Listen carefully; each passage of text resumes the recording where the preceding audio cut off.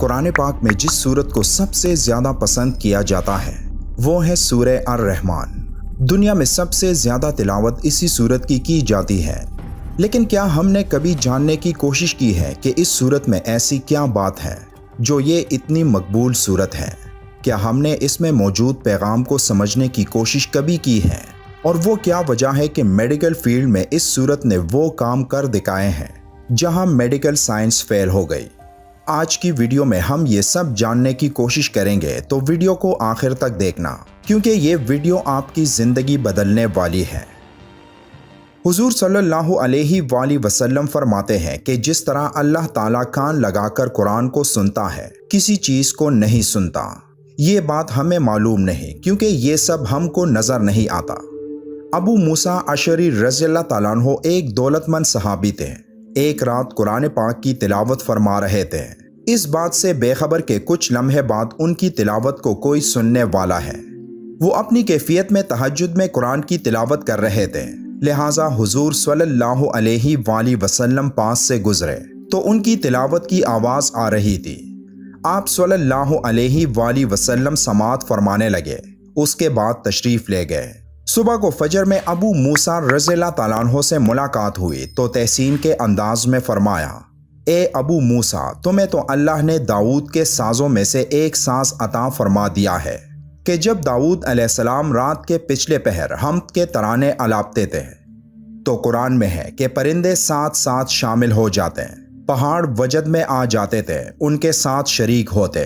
ایسا لحن اللہ تعالیٰ نے ان کو عطا فرمایا تھا۔ قرآن کریم میں جو حسن ہے جسے حسن معنوی کہتے ہیں وہ تو ہر لفظ میں موجود ہے، لیکن الفاظ کا یہ حسن اپنی ظاہری شکل میں اپنے عروج پر آپ کو اس صورت میں نظر آئے گا۔ اس کے علاوہ قرآن میں یہ صورت اس اعتبار سے بھی ممتاز ہے کہ اس کی ابتدائی 4 آیات پر غور کریں گے تو عجیب حقائق سامنے آئیں گے۔ اس کی پہلی 4 آیات میں سے بہترین 4 چیزوں کا ذکر کیا گیا ہے۔ اس سورت کی پہلی آیت ہے الرحمن۔ کبھی آپ نے غور کیا کہ اللہ تعالیٰ کے پیارے ناموں میں کون سا نام سب سے پیارا ہے؟ وہ نام ہے الرحمن۔ رحمان اللہ کا نام ہے، رحمان کا مادہ ہے رحمت۔ اب ہمیں سب سے زیادہ کس چیز کی ضرورت ہے؟ رحمت کی۔ حضور صلی اللہ علیہ وآلہ وسلم نے فرمایا، کوئی شخص بھی اپنے عمل کی بنیاد پر جنت میں نہیں جا سکتا جب تک کہ رحمت خداوندی اس کی دستگیر نہ ہو۔ کسی صحابی نے جرت کر کے پوچھ لیا کہ حضور آپ بھی؟ تو فرمایا کہ ہاں میں بھی۔ آپ اندازہ کیجئے کہ رسول اللہ صلی اللہ علیہ وآلہ وسلم بھی رحمت خداوندی کی ضرورت مند ہو تو ہماری تو سب سے بڑی ضرورت رحمت خداوندی ہے۔ اب یہ رحمت، اللہ کی یہ شان 2 الفاظ میں بیان ہوئی ہے، ایک ہے رحمان اور دوسرا ہے رحیم۔ اس کے علاوہ کوئی مادہ ایسا نہیں جس سے اللہ تعالیٰ کے 2 نام بنتے ہوں۔ پھر ہے علم القرآن، رحمت خداوندی کا سب سے بڑا مظہر، رحمان کی رحمانیت کا سب سے بڑا مظہر قرآن ہے۔ اس میں جو راز ہیں اسے سمجھیں۔ جو علم انسان کو حاصل ہوا وہ کس نے دیا؟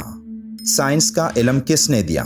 مخلوق میں کوئی بھی اللہ تعالیٰ کے علم کا احاطہ نہیں کر سکتا مگر جسے اللہ جتنا دینا چاہے۔ لیکن یہ کہ تمام علوم میں سے سب سے زیادہ اور بڑا علم قرآن ہے۔ اب اس بات کو ذہن نشین کرتے جائیں کہ اللہ کے ناموں میں سب سے بہترین نام رحمان ہے۔ اللہ نے جو کچھ بندوں کو سکھایا اس میں سب سے زیادہ علم قرآن کا ہے۔ انسانوں کو کس نے پیدا فرمایا؟ اللہ تعالیٰ نے۔ زمین کو، آسمان کو، چرند پرند، فرشتوں کو کس نے پیدا کیا؟ اللہ نے۔ اس کا مطلب یہ ہے کہ اللہ کی تمام مخلوقات میں بہترین تخلیق انسان ہے، تو تخلیق میں اونچی تخلیق انسان، علوم میں سب سے اونچا علم قرآن، اللہ کے ناموں میں سب سے اونچا نام رحمان۔ پھر ذکر آتا ہے علم البیان۔ ایک انسان کے اندر کتنے اعضاء ہیں، کتنی صلاحیتیں ہیں، کتنے سینس ہیں۔ ایک انسانی جسم میں سر سے لے کر پاؤں تک، اندر باہر سب کچھ کس عظیم ترتیب سے موجود ہے۔ لیکن یہاں بھی سمجھ لے کہ انسان کے اندر جتنی صلاحیتیں ہیں، جو کچھ بھی ہیں، ان میں ٹاپ پر سپیچ یعنی کلام ہے، اور کلام کی اسی خصوصیت کی وجہ سے انسان کو حیوان ناطق کہتے ہیں کہ حیوان کے اور انسان کے درمیان بیان یعنی بولنے کے ذریعے امتیاز قائم کیا گیا ہے۔ تو انسان کی صلاحیتوں میں سب سے اونچی صلاحیت بیان ہے۔ اب ان سب کو جوڑیں، اللہ تعالیٰ کے ناموں میں سب سے بہترین نام رحمان ہے۔ جتنے علوم اللہ تعالیٰ نے سکھائے ان میں سب سے زیادہ علم قرآن میں، اور جتنی مخلوقات اللہ تعالیٰ نے پیدا کی ان میں بہترین مخلوق انسان ہے، اور انسان کو جتنی صلاحیتیں اللہ تعالیٰ نے عطا فرمائی ان میں بہترین صلاحیت کلام کی ہے۔ اب ان سب کو جمع کیجئے تو نتیجہ کیا نکلتا ہے؟ اب قرآن پاک کی اس سورت کی طاقت کا اندازہ ان واقعات سے لگائیں کہ میڈیکل سائنس میں جب تمام حربے ناکام ہو جاتے ہیں تو کیسے رحمان کے یہ الفاظ اپنا اثر دکھاتے ہیں۔ ایک حدیث پاک صلی اللہ علیہ وآلہ وسلم کا مفہوم ہے کہ ہر چیز کی سجاوٹ ہوتی ہے، اور قرآن کی سجاوٹ سورہ رحمان ہے۔ ایک دفعہ ذہنی امراض کے ایک ہسپتال میں شدید ڈپریشن والے افراد پر ایک تجربہ کیا گیا، جس میں ان لوگوں کو 2 گروپس میں تقسیم کیا گیا۔ ایک گروپ کو سورہ الرحمان کی تلاوت سنائی جاتی، جبکہ دوسرے گروپ کو ڈپریشن کے لیے ترتیب کی گئی موسیقی سنائی جاتی۔ یہ علم روزانہ 22 منٹ تک 4 ہفتوں تک کیا جاتا رہا، جس کے آخر میں یہ نتیجہ نکلا کہ دونوں گروپس کے ڈپریشن لیول میں کمی آئی، لیکن گروپ اے جنہیں سورہ الرحمان کی تلاوت سنائی جاتی، اس گروپ کے افراد میں حیران کن طور پر کئی گنا زیادہ ڈپریشن لیول کم ہوا تھا۔ ایک قول مشہور ہے کہ روحانی علاج وہاں سے شروع ہوتا ہے جہاں میڈیکل سائنس دم توڑ دیتی ہے۔ ایسا ہی کچھ ایک جوان لڑکے کے واقعے میں بھی پیش آیا، جس میں وہ لڑکا موت کے منہ سے واپس نکل آیا تھا۔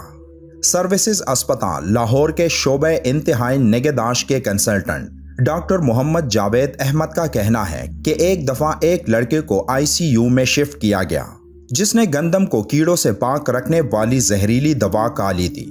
اس لڑکے کا بچنا تقریباً ناممکن ہو چکا تھا، اس کے اندرونی اعضاء کام کرنا چھوڑ رہے تھے۔ ڈاکٹر جاوید کے مطابق اسے 150 مرتبہ الیکٹرک شاکس دیے گئے تاکہ اس کی دھڑکن جاری رہے، اور آخرکار وہ اس کیفیت سے نکل آیا۔ وہاں موجود تمام ڈاکٹرز حیران تھے کہ ایسا کیسے ممکن ہے، لیکن ڈاکٹر جاوید کا کہنا تھا کہ یہ صرف دوا کی وجہ سے نہیں، بلکہ اس کی اصل وجہ قرآن کی سورہ الرحمان کی تلاوت تھی، جو اس مریض کے سرحانے مسلسل تلاوت ہو رہی تھی۔ اور تب وہ معجزہ ہوا جہاں میڈیکل سائنس ہار مان چکی تھی، اور ایک لڑکا جس سے ڈاکٹرز مایوس ہو چکے تھے رحمان کی طاقت سے واپس زندگی کی طرف لوٹ آیا۔ ایک حدیث پاک میں حضرت عثمان بن عفان رضی اللہ تعالیٰ عنہ سے روایت ہے کہ آپ صلی اللہ علیہ وآلہ وسلم نے فرمایا، تم میں سے بہتر وہ شخص ہے جو خود قرآن سیکھے اور دوسروں کو سکھائے۔ اس کا مطلب یہ ہے کہ کلام جو ایک انسان کی اعلیٰ صلاحیت ہے، اس کا استعمال گھٹیا نہیں ہونا چاہیے۔ تو یہ قوت کلام، یہ ٹاپ فیکلٹی ہے، تو اس کا استعمال بھی ٹاپ ہونا چاہیے۔ اسی طرح اللہ تعالیٰ نے تمہیں قوت گویائی عطا کی، بولنے کا طریقہ سکھایا ہے، انسانوں کو جانوروں سے قوت گویائی کے ذریعے الگ رکھا۔ تو اس صلاحیت کو صرف دنیا کے لیے وقف مت کرو، اسے اللہ کے کلام کو پھیلانے میں صرف کرو۔